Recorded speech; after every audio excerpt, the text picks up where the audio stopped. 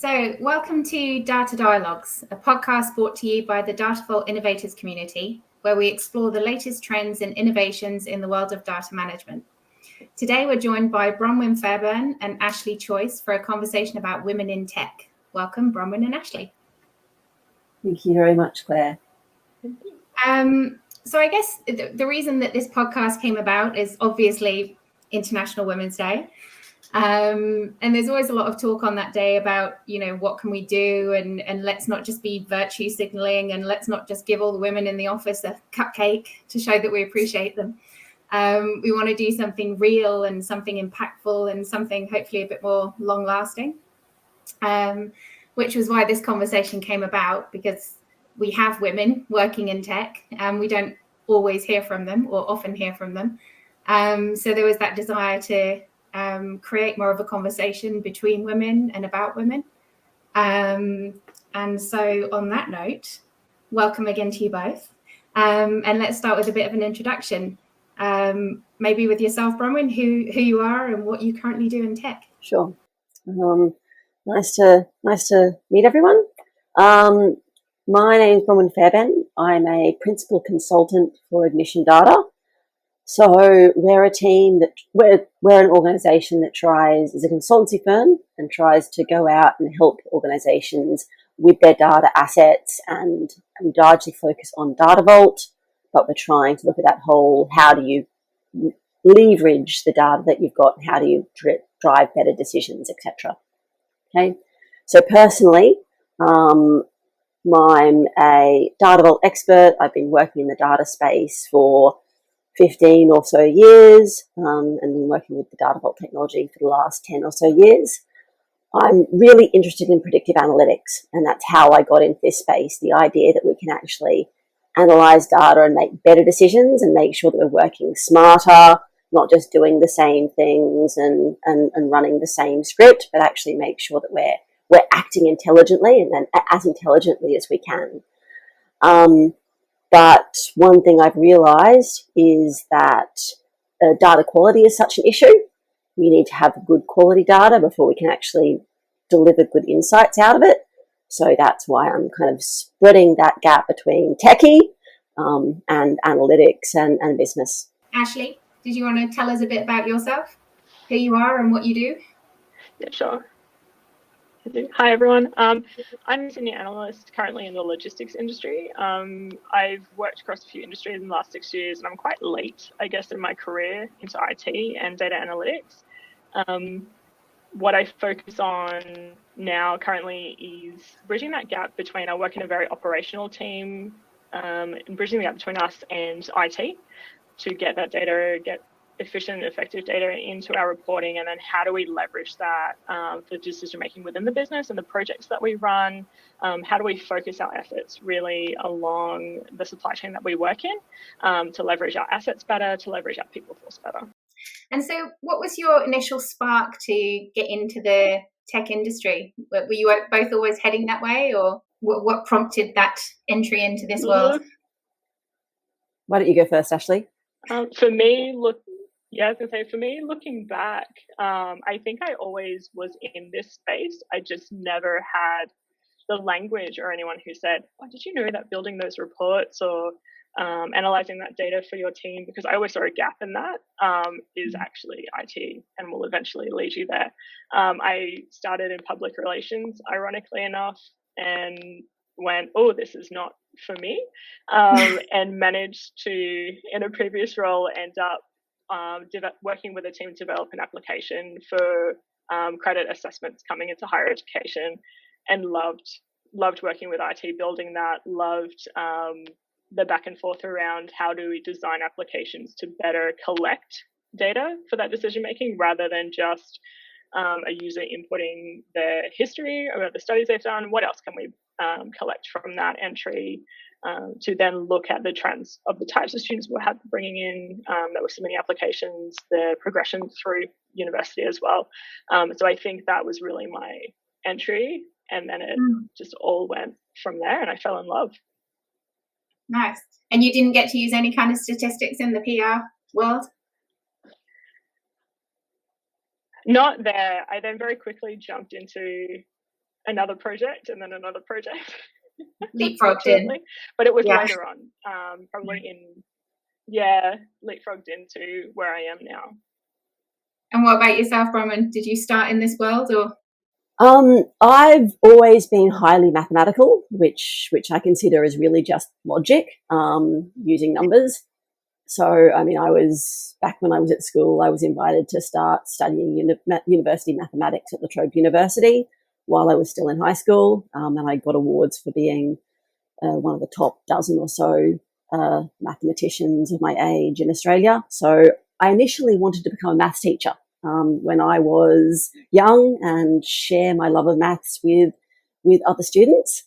But I ended up thinking that was going to be a bit too hard.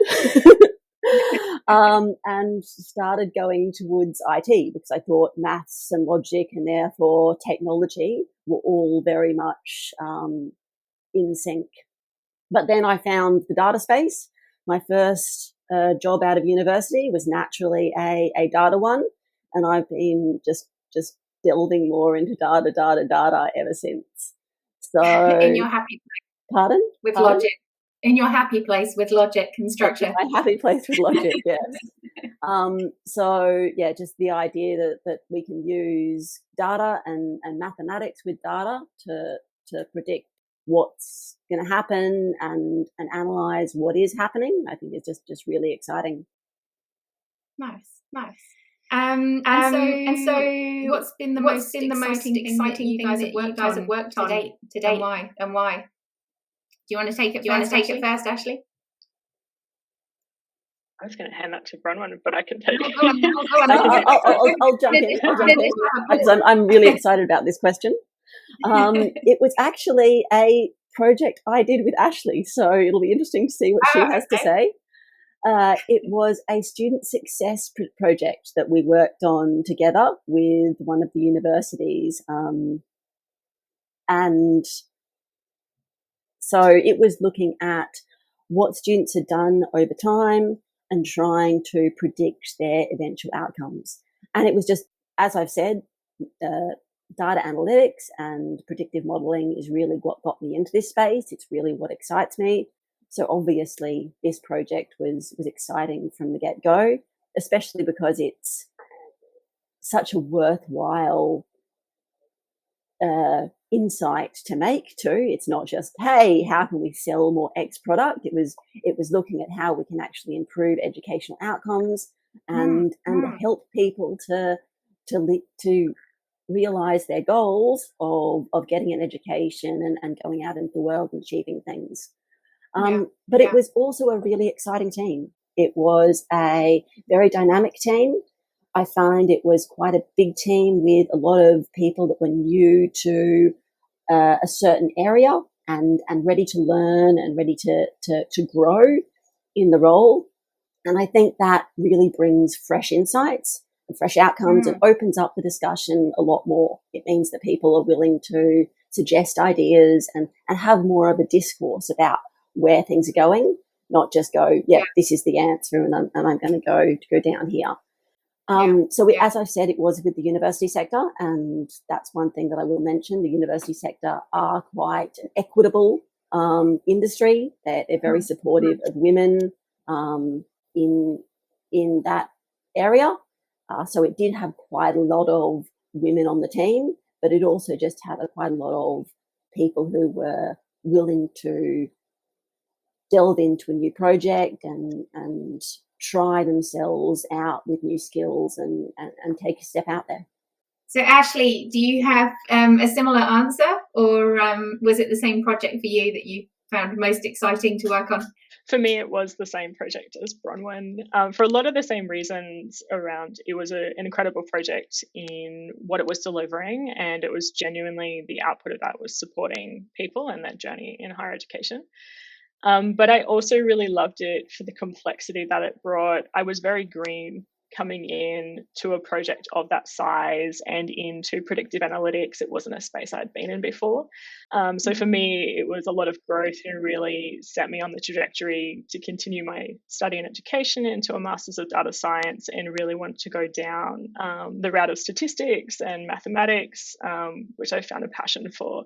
So really enjoyed the challenges that it brought as well, because we were working across so many different teams. It was not just the predictive model, but it was the data engineering and the business understanding around where that data was coming from and how it was being generated, and how do we translate that into something that someone could then interpret and action at the end. So I really enjoyed it. So that passion for numbers and statistics and mathematics, that didn't come early for you? That you were going on a completely different route with the whole PR thing? I don't know how I ended up in PR, because when I was going through high school, maths was always my favorite subject. I did physics, I did maths, I did science. I think it was just at the time, there weren't a lot of people who looked like me. There weren't a lot of women that I knew in those areas. And so I thought, oh, maybe I need to go into PR and marketing, or that's where I see a lot more women, I guess. So both of you obviously have a real love for mathematics and numbers and statistics. If there were women wanting to go into this field, are there particular courses that you would recommend focusing on so that you can go directly into this world? Bronwen, do you want to take that one? Right. To me, it's not so much exactly what you do. It's more about the skill sets that you bring to the world and bring to the area. So to me, it's really just, if you've got curiosity and you're actually interested in how things work, not just what they do, but kind of the nuts and bolts underneath it, that's obviously essential for being in the technology space, I think. You've got to have enthusiasm. And that's really just a working in teams issue. You are going to be working with other people, and if you aren't enthusiastic about what you're doing, people are going to notice it, and it's not going to work out. You've got to have drive to be here and really want to do something with your time. And so a passion. The passion. And the other one is tenacity. There are going to be issues, there are going to be headaches. You're going to get halfway down the project and it's going to completely implode. You really just need to have the strength of will to force through it and go the distance. Because you said at the start you love numbers and you love logic and sense, and I'm guessing that probably in this world you come up quite a lot against barriers, that are quite frustrating, and have to kind of pivot and learn from those as well. As well as that really factual scientific stuff. And there'll always be the issue of how much time do you spend prototyping something versus going on to the final solution. That prototyping work can sometimes be wasted. But then if you go straight to the final solution, then you can get expend a significant amount of your effort and your finances and find out that it doesn't work. So it's always an issue of where do you draw that line. Being agile helps with that a bit, but it never works out perfectly. There's always going to be problems, and you're always going to have struggles. And just you need to think about how things work, not just what they do. Have a passion and have energy to bring to the table, and have a commitment not to just give up at the first moment. From one thing I would actually say and this comes back to kind of that curiosity space, is one of my most exciting courses when I was personally at university was algorithms and data structures. So it was looking at the efficiency of arrays versus linked lists versus heaps, looking at kind of distribution trees or heaps for sorting and how you process data. And that kind of, I think, comes into that curiosity. Looking about how things work and thinking about the efficiencies of how you store data, to me, was just really exciting and really interesting, and I think has been really useful to not just think about it at the high level, but think about it at that detailed level. What about you, Ashleigh, education wise? What would you have done differently if you hadn't leapfrogged into it? Would you you have any recommendations of particular things to study or focus on? I thought that's an interesting one. I did come back. I like the tenacity piece and just having that resilience. I do think with the background that I've had and doing a PR degree has actually really provided me with this fantastic skill set to be able to review and understand and have that level of communication back to the business area that I think is sometimes missing from a purely IT stream. I've leveraged that more in what I do now than I ever have. Really interesting, because I deal with a lot of people in this space where it's very factual and it's very analytical, but it's very difficult to describe what it actually is. So you coming in with both those things is a real strong package. And being able to unpack that business problem, I think so often you can interpret the problem or the issue that you're trying to resolve quite differently, and people understand that quite differently. And so having that ability and having that skill set that becomes more of a soft skill to unpack that and work with the business area to really understand when they say this, does that actually mean Y? When they say X, does that mean Y? Or are we both on the same page? But for me, before I got into formal education and started doing my master's, I actually did a lot on just online platforms and online certifications and studies. They were fantastic to get that really base, very low foundational understanding. And I just built on it from there. I started with what I thought I could handle and understand at the time, and then that sparked my curiosity and desire to grow and build more and more. So I say you don't have to go into a full university education to start with and feel really overwhelmed with that. I think there's a lot online that you can access, and that can then grow your skill set into something bigger if you want. Yeah, that's really interesting. I'm in a conversation today where people were talking about how much Data Vault has changed even in the last few years, and how people that have trained several years ago, are now trying to figure out all of these new advances that are coming through. So I guess that online training element is a great thing to be able to kind of keep abreast of all the digital transformation and all those changes after you're educated in something a long time ago. How are you? Is that what you think? I think Ashleigh, that's a really good point. So especially with those soft skills, I think there's lots of free courses out there in project management and agile development and business analytics, and I think they're really useful to get a hold of and go through, even if you think you know the stuff. Just because it's a free course doesn't mean it's not anything to teach you. It's a variety of ideas and figuring out what works for you. You can always learn something new. So I've done short courses online, especially with the COVID. A lot of stuff's going online and becoming more accessible. Yeah. I've done short courses online about agile project management and how to phrase a problem in manageable steps and make sure that you're reaching your long-term goal in a good way, but a way you can actually assess going on. I think it's really important, and a lot of people can miss that when they get focused on the technicalities. They can miss the fact that, hey, if I don't actually test what I'm doing as I'm going out and get user feedback, then I can go completely down the wrong track. And the business analytics that Ashleigh was mentioning, I think is exactly the same. Yeah, really, it's a skill that people can overlook because we're geeks and we get focused on the ones and the zeros. Yeah, but yeah, it can really result in something failing as opposed to being hugely successful. Yeah. And so what do you think we can do to encourage more women into the tech space? I think, traditionally there's been that perception, particularly in this field, that it's a very male-oriented space. Is there anything we could be doing to encourage more women into there? For me, I think there's a couple of different things I think we can work on. And one thing that I've started doing in our organisation in particular is providing an example of a voice for women. We have this blog that we run internally, and I was noticing that it was a lot of the male kind of IT guys posting their ideas and sharing their content, and there wasn't a lot of female voice in there.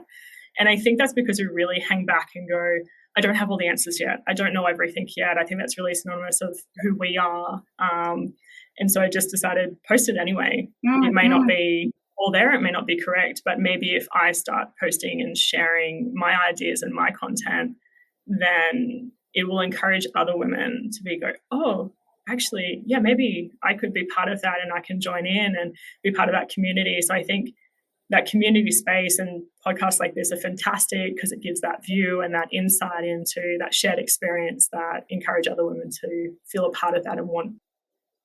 Yeah. I entirely agree. I think there's real power. Sorry. Yeah, I entirely agree, Ashleigh. I think it's a gradual process. We're going to remove the social stereotype, but one of the main things that we can do is lead by example and actually have female voices out there so that women coming into the area don't feel so isolated. They can see that there's a community they can go in and they can join. It's already a diverse group of people in the industry and they fit into it more. One thing I'd actually also say is to encourage women to come up and step up. I think that one thing, not very into social stereotypes, okay? I think that you can't just judge people on their gender or something like that. You've really got to treat everyone as an individual, and their individual potential is so much more significant than any little group or niche that they fit into. So that's really what I think you need to do when dealing with people.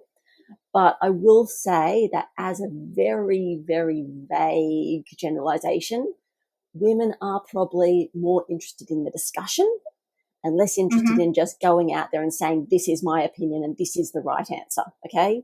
So one thing that we can do to encourage women is to actually go out there and ask people their opinions and ask people their experiences, not just go, what should I do in this situation, or what is the answer to this, but what have you felt when you've been doing such and such? And I think you'll actually get a much more varied range of answers then from both genders and from all demographic groups, but it will actually probably encourage more women to come up and participate and have their voices heard. Yeah. And I think there's real power in having the confidence to, like you say, actually put it out there, even if you don't have all the answers, and just start a conversation, spark an idea and see where it goes. I think that's good for all professionals, not just women. Lack of fear is ignorance. Getting over your fear is bravery. Yeah, absolutely. So who would you say has been your biggest role model or who has helped you focus your voice in technology, in the technological space? I don't know if I necessarily say I have a defined role model. As probably people talk about that one person who's inspired you or you've followed the career direction of, or I like to take inspiration from a lot of different people. There have been a lot of women and men who have supported me in my role and my progression through, I think it's been the smaller conversations of people saying, apply for that role anyway. That might not be a role model, but has really helped. And I've been thankful for that kind of interaction rather than that one person. Yeah. People that have given you a push as you go. Yeah. Yep. What about yourself?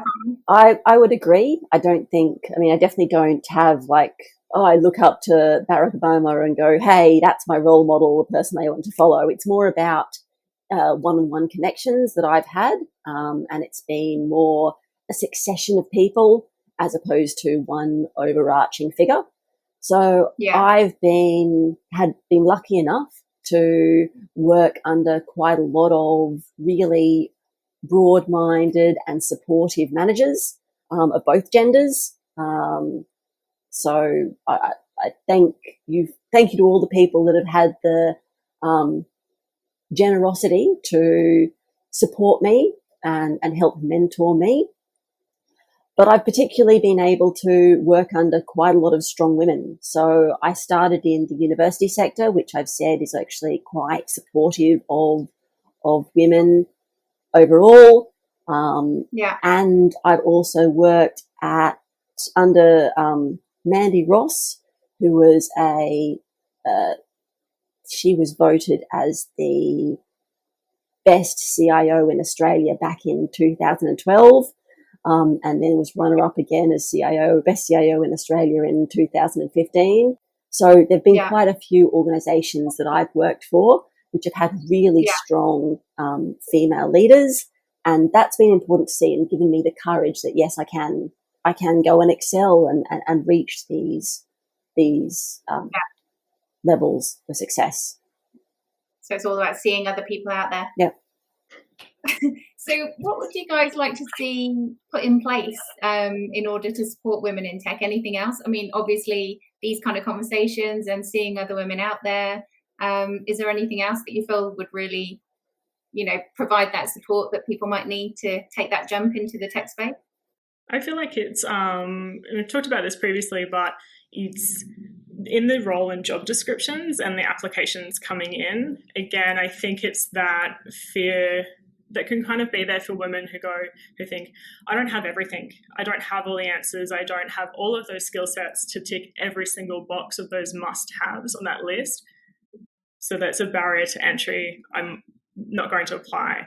And I think it's maybe rethinking how that's worded and then setting that encouragement up to say, I may not have all of the skills, but I have some, and to jump in and take that lead. Ashleigh, that's an interesting point. Do you think that issue is mostly at the graduate level and less so once you get further on in your career? Is it really a barrier to entry as opposed to a barrier to participation? I think that's an interesting one to unpack. I guess I felt that mostly when I was coming in, even when I switched industries and I knew I had been doing this role for a long time. I wasn't new coming in. I'd worked on bigger projects. And when I switched roles, I still looked at that CV and went and thought to myself, oh, I don't have absolutely everything there. I don't have all the answers. And it was a colleague of mine who said, yes, you do. She's like, absolutely, give that a go. And so I think, yes, definitely at the very start when you're jumping in, you haven't gained that tangible skill set. You haven't got that portfolio behind you. But I think it is still something as you're progressing further in your career and as we reach that next level, I think there's still that barrier for women that can't be there because you're stepping up, and it's those levels as you step up that you might go, oh, I've had a couple of years experience, but does that really meet the years experience that's required or have been outlined? I guess I've had the same experience, but I've always just assumed that was a gender agnostic thing. And never having been a guy, I can't quite tell if that's the case. I've always felt that that's really just everyone's experience when they apply for jobs. But maybe I'm not. So yes, that's an interesting thing to point out, I think. And yes, you aren't necessarily going to tick every box. If they say you must have this, you must have this, you must have this. In IT, the technology is changing so rapidly. It's unlikely everyone will have experienced everything that they're asking.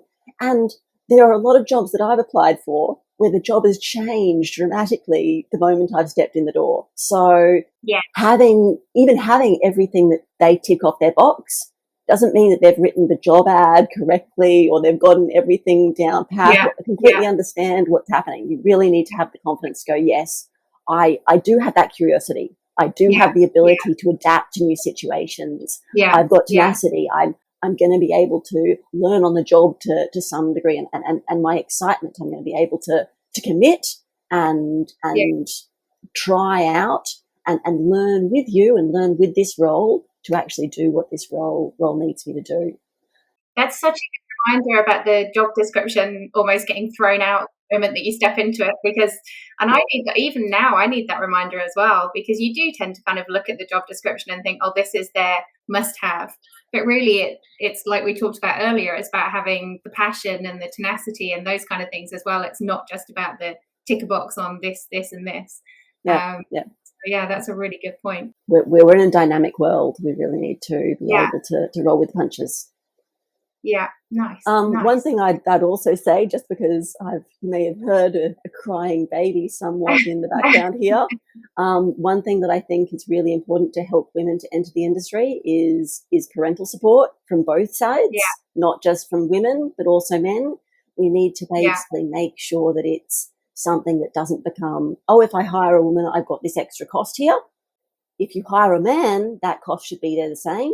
It's just that it should be there for everyone.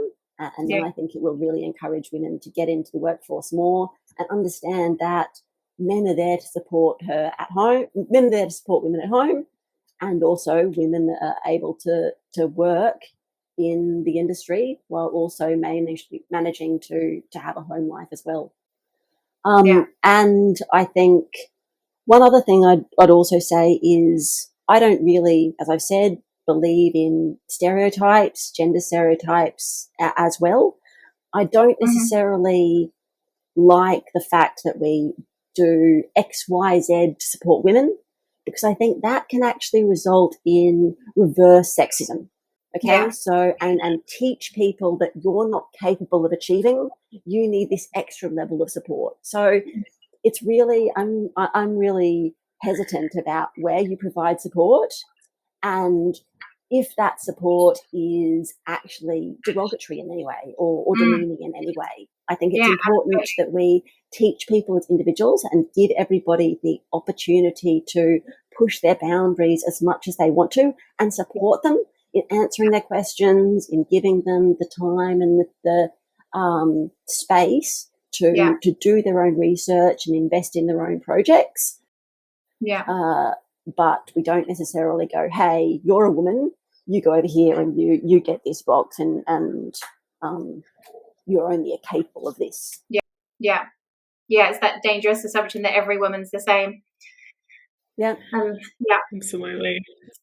So what do you think about the community, the Datafog community and other communities like this? Do you see value in it? And is there anything that you think should be added to it specifically to be supporting women / people in tech? I really love that communities like this get set up and provide a foundation for that open communication and feeling like you have a space to go and be part of. You're not just kind of alone and isolated in what you're thinking and your ideas. And I love that these forums are set up to build that inclusion, and it breaks it down from just the idea of community and just the business that you're working in or the way you're regionally located. It breaks down those barriers across cities, across countries, to really build that idea generation and kind of learn from each other. So I love the idea for this community and other ones like it. So I guess I'd say the same. I think any opportunity you have to go and share and meet people is good. We kind of all sit in our little office spaces in front of our computer screen now and don't get out enough. And this is a great opportunity to do that, to reach a new set of people, all focused on Data Vault and the data community, the data space. So to try and network and get ideas and share ideas and share growth. I think that it's, as I've said, it's especially important to go out and to ask people their opinion. And I think that'll result in more women coming forward and more participation from everyone. I know we've got to let you go soon, but I'd be really interested to know, because I think there's a huge amount of things that we could talk about as people in tech or as women in tech. But what are you most excited about this year? Like, we're talking about the fact that the world's changing constantly. What are you guys really focused on and passionate about for this year in the industry? I'm really passionate about low and no code solutions, and not probably from the perspective of we building an entire project in that space, but I think they're just a fantastic entry for people to get into analytics and data science or data and whatever they're building. That's where I started. I started with Power Apps and Power BI and be able to drag and drop different pieces on to make my projects work or to develop my solutions. And that really led me then to start delving deeper and start going into the code and start building my experience from there. So I'm excited to see the direction that low and no code goes in, the opportunities that it starts to bring up for people. It's an exciting space. What about you, Rob? I'd agree with you. exactly. I think that, yes, low and no code solutions, it's just because we're in the IT space and just because we're geeks doesn't mean we've got to do everything ourselves. Mankind has evolved through using tools, and particularly within the data space, the number of tools coming out is just growing exponentially because the area is growing. The number of tools are also growing at the same rate. Yeah. And how to leverage those tools to work smarter, not harder. I mean, it's exactly what we're trying to do. We're trying to look at data and rationalize the world. We're trying to make everything more intelligent so that you can help students to succeed in their university degrees. Yeah. But the exact same thing needs to be done within the data and IT space itself. You need to see what tools you can use to actually deliver value faster, prototype things, get things out the door quicker, and test that something does actually work. That doesn't mean you need to stay there. Yeah. That doesn't mean you can't add extra features with more custom solutions long term, but especially getting something across the line, that low and no code tool set is really important. Yeah. And one other thing I'd also say is the world is changing at such a faster rate. We've got gas problems and gas prices escalating suddenly. We've got the wars in Ukraine and economic and political instability. Mm-hmm. All of that comes and changes the paradigms that organizations are working in. And it means that data is once again even more important. Keeping abreast of what's happening in the outside world and how that can change your data and how that can affect your customers, I think is really important. Yeah, I didn't start in this space, but just the more I research, data just touches everything.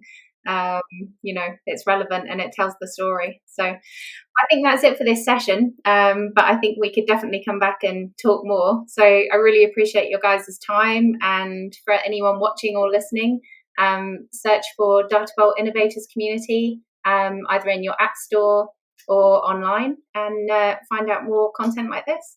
Yeah. Thanks very much. And Ashleigh and I are both on there, and we'll look forward to seeing you. Absolutely. Excellent. Thank you, guys.